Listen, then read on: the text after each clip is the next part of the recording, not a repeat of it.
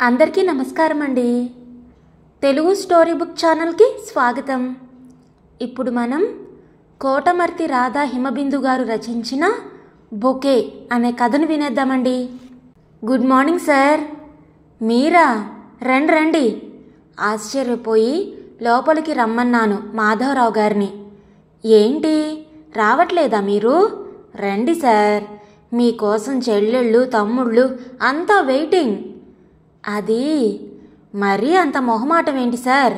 అమ్మ వందనా అంటూ లోపలికి చూస్తూ కేకేశారు మాధవరావు గారు. కిచెన్ నుండి బయటకు వచ్చింది వందన. ఈరోజు సరదాగా కలుసుందాం, అటే రమ్మన్నాంగా, ఏంటి ఆలస్యం? కాసేపట్లో వ్రతం ప్రారంభం అవుతుంది, ఈలోగా మీరంతా టిఫిన్స్ ముగించుకుంటే సరిపోతుంది అన్నారు మాధవరావు గారు. అన్నయ్య గారు, రాత్రి గృహప్రవేశానికి వచ్చాంగా, మళ్ళీ ఇప్పుడు అంది వందన మొహమాటంగా. ఏంటమ్మా అలా అంటావు? రాత్రి అందరం మరీ చెప్పాంగా ఈరోజు రావాల్సిందే అని. చెప్పారు, కానీ లేదు, ఏం లేదు. రెడీ అయ్యి 10 నిమిషాల్లో రండి. మరోసారి చెప్తున్నాను, మీ భోజనం మా ఇంట్లోనే. చిరునవ్వుతో మా ఇద్దరిని చూసి తలూపి వెళ్ళిపోయారు. ఎంత మంచివాళ్ళండి వీళ్ళు. మాట్లాడలేదు నేను. పక్కింటికి వెళ్లేందుకు రెడీ అయ్యామిద్దరం. రాత్రి పక్కింట్లో గృహప్రవేశం. 400 గజాల్లో ఇల్లు, 3 బెడ్రూమ్, హాలు, కిచెను చాలా విశాలంగా కట్టారు. పక్కిల్లే మాది కాబట్టి చంటిపిల్ల పెరగడం చూస్తున్నట్లుగా ఇంటి కట్టుబడి అంతా గమనిస్తూనే ఉన్నాను. ఇల్లు కట్టుబడిని కాంట్రాక్ట్కి ఇవ్వడంతో అసలు వాళ్ళెవరూ కనిపించేవారు కాదు. ఎప్పుడో 2-3 సార్లు మాధవరావు గారిని చూశాను. నేను పరిచయం చేసుకోలేదు, పలకరించను లేదు. ఆదివారాలు నాకెవరూ కనిపించలేదు. వాళ్ళెవరైనా వచ్చి వెళ్ళేవారేమో నాకు తెలీదు. మేం వెళ్ళేసరికి అందరిలో చలనం వచ్చినట్లు గబగబా లేచారు. టిఫిన్స్ పట్టడం ప్రారంభించారు. మాధవరావు గారు, అతని భార్య వ్రతం చేసుకుంటాం కాబట్టి తినమని చెప్పారు. అంతా జోక్స్ వేసుకుంటూ సరదాగా మాట్లాడుకుంటూ నవ్వుకుంటూ టిఫిన్లు ముగించారు. మాధవరావు గారు వాళ్ళు మొత్తం 7, అన్నదమ్ములు 3, అక్క చెల్లెళ్ళు 4, మరదళ్ళు, భార్య బావగారులు 7, వాళ్ళు 14 మంది, మేమిద్దరం, మొత్తం 16. అంతే. వ్రతం ప్రారంభమైంది. అంతా శ్రద్ధగా విన్నారు. తీర్థప్రసాదాలు తీసుకున్న తర్వాత భోజనాలు ముగిశాయి. భోజనాలు ఎలా ఉన్నాయి సార్ అడిగారు మాధవరావు గారు. చాలా బాగున్నాయి, ఇబ్బందిగా కదులుతూ చెప్పాను. వందన అందరితో చేరి ఉత్సాహంగా మాట్లాడుతోంది. మీ ఫ్యామిలీస్ వరకే వచ్చారు, మీ పిల్లలు? అందరి పిల్లలు అమెరికా, ఆస్ట్రేలియా అలా ఉన్నారు. ఢిల్లీ, బెంగళూరులో ఉన్న పిల్లలకి వీలవలేదు, రాలేదు. అందరికీ వీలైనప్పుడు మరొకసారి ఈ ఇంట్లో గెట్ టుగెదర్ పెట్టుకుంటాం, అప్పుడు కలుస్తాం. ఇంకేం మాట్లాడాలో తోచలేదు నాకు. మీరెంతమంది? మాధవరావు గారే చొరవగా అడిగారు. 2 అన్నయ్యలు, అక్కయ్య, చెల్లెలు చెప్పాను. అంతా కలిసిమెలిసి ఉంటారా? ఇంకెన్ని సంవత్సరాలుంది మీ సర్వీసు? వచ్చే సంవత్సరం రిటైర్ అవుతాను. అమ్మాయికి మ్యారేజీ అయింది, బాబుకి కావాలి. 2 యుఎస్లో ఉన్నారు. అమ్మా నాన్నగారు ఉన్నారా? లేరండి. మాకు అదే బాధ. మేమందరం పెరిగి ప్రయోజకులమయ్యాం, కానీ అమ్మా నాన్నగారు మా అభివృద్ధిని చూడకుండానే వెళ్ళిపోయారు. మాది చాలా సాధారణ కుటుంబం. మా అమ్మా నాన్నగారు చాలా కష్టాలు పడ్డారు. అవేమీ తెలియనీయకుండా మమ్మల్ని పెంచారు. ఇంతమంది చదువులు ఎలా జరిగాయో అనిపిస్తుంది. మా అమ్మ అన్నపూర్ణ తల్లి. వచ్చిపోయే జనం, వాళ్లకు వంట చేయటం, వడ్డించడం, ఎప్పుడు ఇదే పని. నాన్నగారు నీతి నిజాయితీ కలిగిన మనిషి. అప్పట్లో మా ఊరికి కరణంగా చేసేవారు, పట్వారి అంటారు కూడా. అవును, మా నాన్నగారు కూడా మా ఊరికి కరణంగారేనండి. మా ఇళ్లల్లో అంతా అలాగే ఉండేదిలేండి. ఆ తరం దాటిపోయింది. ఈ తరంలో మేం బాగానే ఉన్నాం. మా పిల్లల్ని బాగా చదివించుకున్నాం. వాళ్ళు మంచి స్థాయిలోనే ఉన్నారు. ఏ లోటు లేదు. అంతా సంతృప్తిగానే ఉందండి. ముఖ్యంగా నన్ను నా చెల్లెళ్ళు తమ్ముళ్ళు ఎంతో గౌరవిస్తారు. ఆ పెద్దరికాన్ని నేను చాలా జాగ్రత్తగా కాపాడుకుంటాను. వీలైనంత వరకు వాళ్ళ సమస్యల్ని విషయాల్ని వాళ్ళ వైపు నుండి ఆలోచించి అర్థం చేసుకునే ప్రయత్నం చేస్తాను. అందుకే వాళ్ళు నన్ను ఎంతో ప్రేమిస్తారు. ఏది చెప్పినా కాదనరు. మా బావగారులు చాలా మంచి మనసున్న వ్యక్తులు. అలాగే నా భార్య నా మరదళ్ళు కూడా చాలా మంచివాళ్ళు. మాకెవరికి ఎలాంటి చెడు అలవాట్లు లేవు.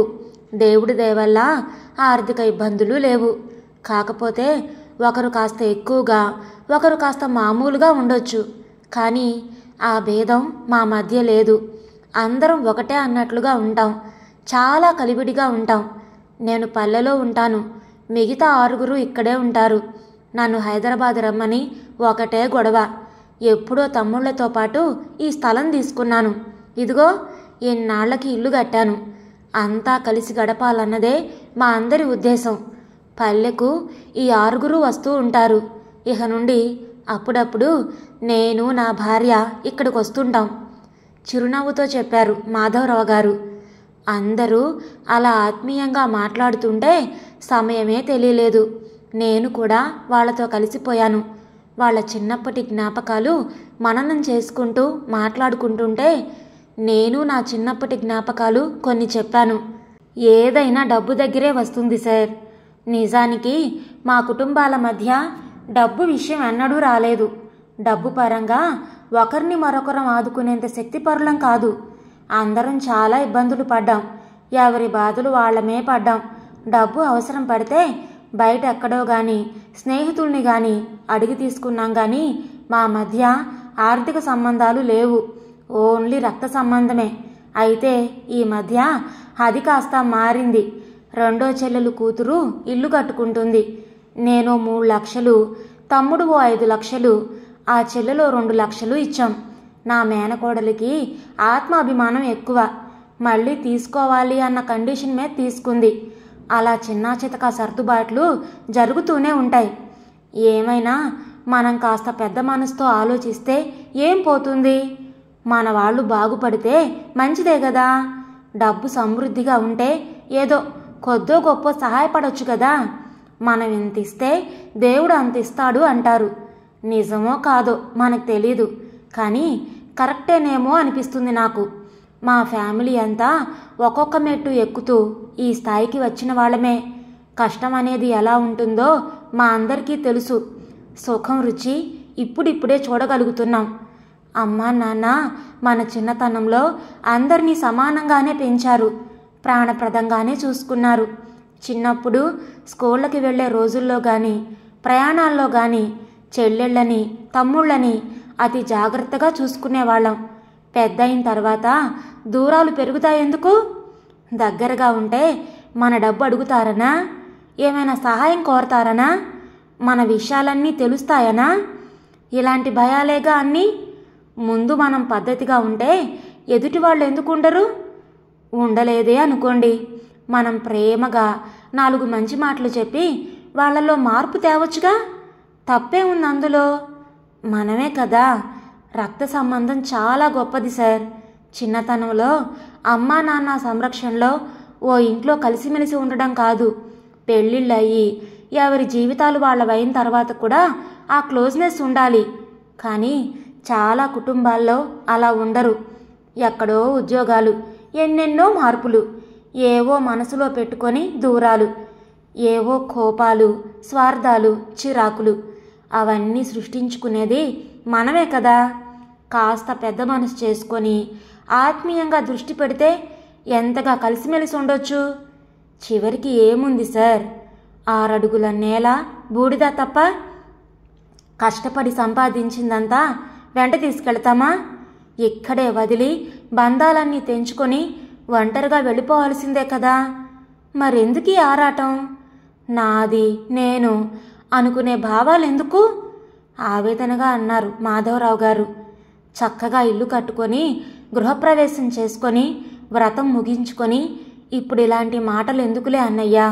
ఒకటి మాత్రం నిజం సార్, మా అన్నయ్య లాంటి అన్నయ్య చాలా అరుదుగా ఉంటారేమో అని మాకు అనిపిస్తుంది. మేమంతా చాలా అదృష్టవంతులం. ఏ కష్టం వచ్చినా మా అందరికీ ఎంత ధైర్యం చెప్తాడో. మేమిలా ఉన్నామంటే కారణం మా అన్నయ్యే. మా అమ్మగారు కూడా అలాగే ఉండేవారు. పల్లెకు వెళితే పండుగ వాతావరణం ఉంటుంది. నిజానికి మేమందరం ఎప్పుడు కలిసినా ఓ పండగే. మాధవరావు గారి పెద్ద తమ్ముడు అన్నాడు. అవును సార్, మేమంతా ఓ బొకేలా ఉంటాం. ఎక్కడ బొకే చూసినా మాకు మా కుటుంబం గుర్తొస్తుంది. అంత దగ్గరగా ఉంటాం. చిరునవ్వుతో అన్నాడు మాధవరావు గారి చిన్న తమ్ముడు. అందరితో పాటు మాకు బట్టలు పెట్టారు. వద్దంటే వద్దన్నాం మేము. ఇంటికి ఆహ్వానించిన ఆడపిల్లను, బావగారిని మర్యాదగా గౌరవంగా పంపించాలి కదా. మాకింకో చెల్లెలు ఈ గృహప్రవేశం సందర్భంగా దొరికింది అంటుంటే మౌనంగా ఉండిపోయాం. రాత్రి మీరిచ్చిన గిఫ్ట్ చూడండి అంటూ కబ్బోర్డ్ వైపు చూపించారు మాధవరావు గారు. కబ్బోర్డ్లో పైన వినాయకుడు ఆశీర్వదిస్తూ కనిపించాడు. అప్రయత్నంగా చేతులు జోడించి నమస్కరించుకున్నాను. ఇంటికి రావడమే ఆలస్యం.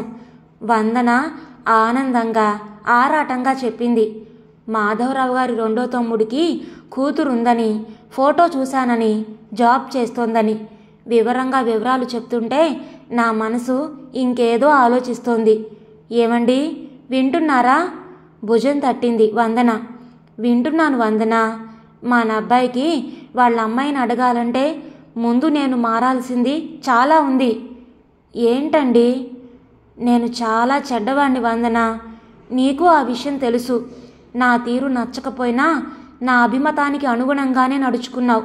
వాళ్ళంతా కలిసి ఎంత ఆనందంగా ఉన్నారో చూడు.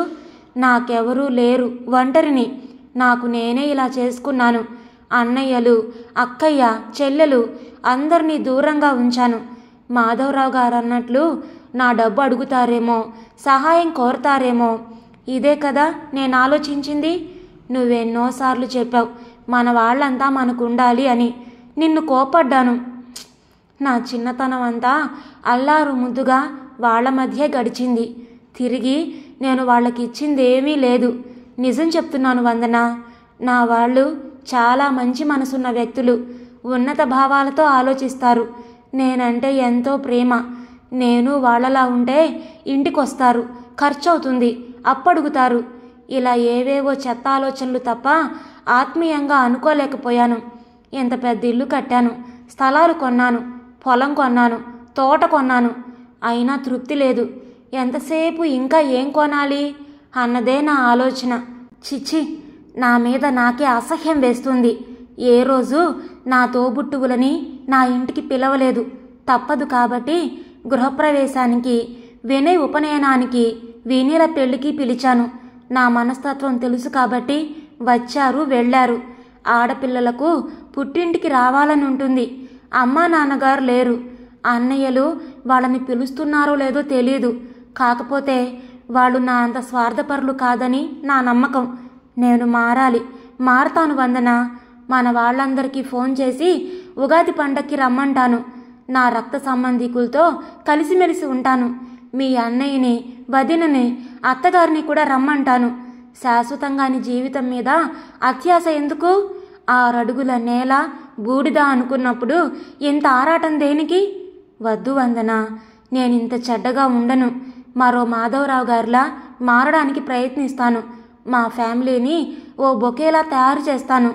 ఇలాగే ఏదో ఫంక్షన్ చేసి నా వాళ్ళంతా ఇంట్లో ఉండగా మాధవరావు గారి ఫ్యామిలీలో అందరినీ ఆహ్వానించి అప్పుడు మన అబ్బాయికి వాళ్ళ అమ్మాయిని ఇవ్వమని అడుగుతాను అంటున్న నన్ను కళ్ళు ఆర్పకుండా చూడసాగింది వందన. ఇదండి ఈరోజు కథ. మీకు నచ్చిందా? నచ్చితే లైక్ చేయండి, షేర్ చేయండి. అలాగే మీ విలువైన అభిప్రాయాలను కామెంట్స్లో తప్పకుండా తెలియచేయండి. ఇంత మంచి కథను మనకు అందించిన కోటమర్తి రాధా హిమబిందు గారికి మనందరి తరపు నుంచి ధన్యవాదాలు తెలియజేసుకుంటున్నానండి. ఇలాంటి మరెన్నో మంచి మంచి కథలు వినడానికి కొత్తవాళ్ళు మన ఛానల్ని తప్పకుండా సబ్స్క్రైబ్ చేసుకోండి. మరొక మంచి కథతో మళ్ళీ కలుద్దాం. అప్పటి వరకు ఉంటానండి.